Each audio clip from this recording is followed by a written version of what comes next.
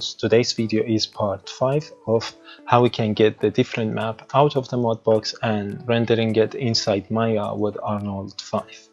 So in this video we're going to show you how you can actually export the vector displacement map. So here I have two models. One is the original one, and the second one I have just sculpting some of the detail on it.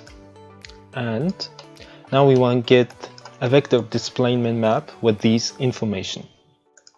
So here you don't need to have it like displacement map with the highest level. So you can just put it as level 1 and put the other as level 6 or the highest level you have. And make sure you have the UV on it. If not, you can just press recreate the level UV. And for now we just starting to UV and maps, extract new one, vector displacement map. So the thing is we're going to add the original one as level 0, then we're going to add the high detail, which is this one, and add the selected. So and on the highest level. So you can have it on the keep it as this way, but yeah, we're going to do the default setting and the size, of course, and maybe 2 times to make it a bit smooth. And here we have different option.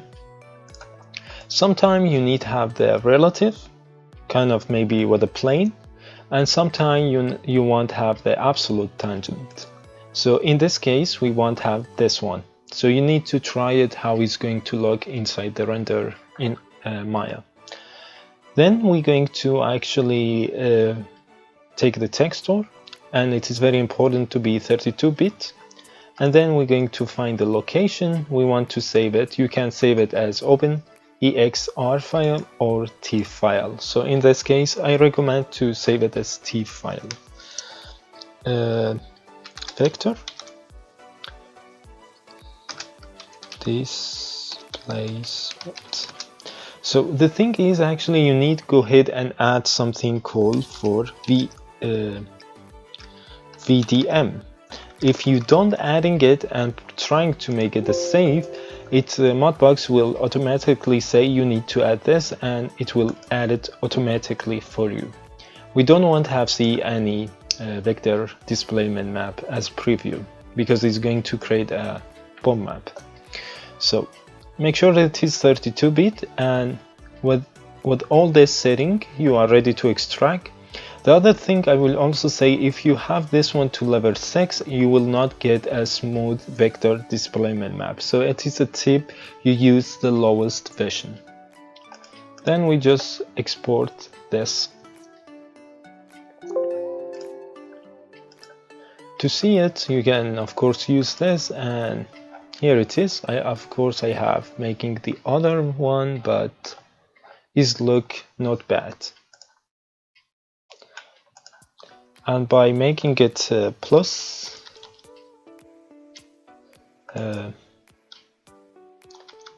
the keyboard you can see the different detail it will showing up. Okay, that is kind of the different layers there are to represent the vector displacement map. So now we're jumping inside Maya.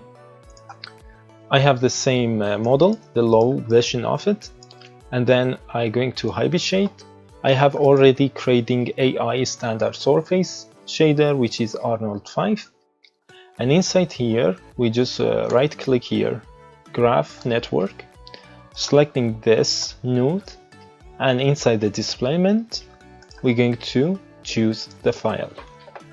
So before we can render the vector displacement map, there are some important things we need to know.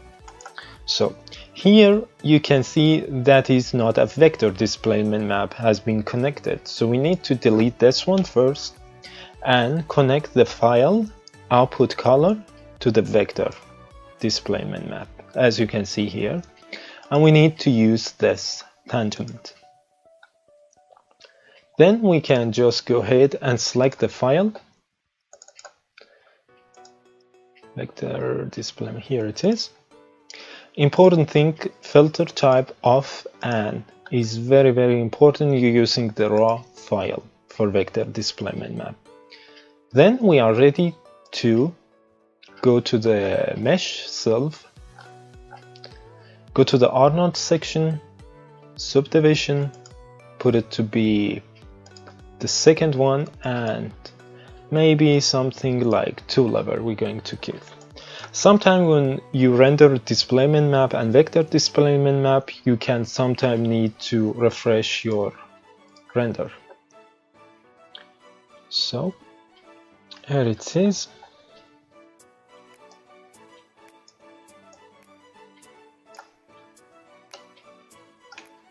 So as you can see now, we have getting the vector displacement map from the mudbox to the Maya with the Arnold 5, and we can of course go ahead and add more detail to get more smooth version of it.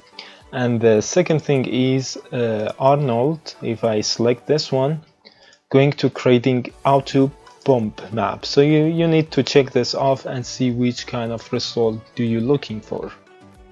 So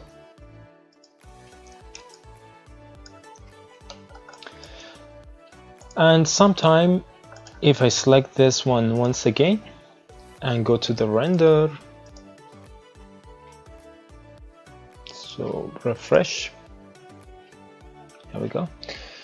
By the scale I can just trying to scale the different thing inside here.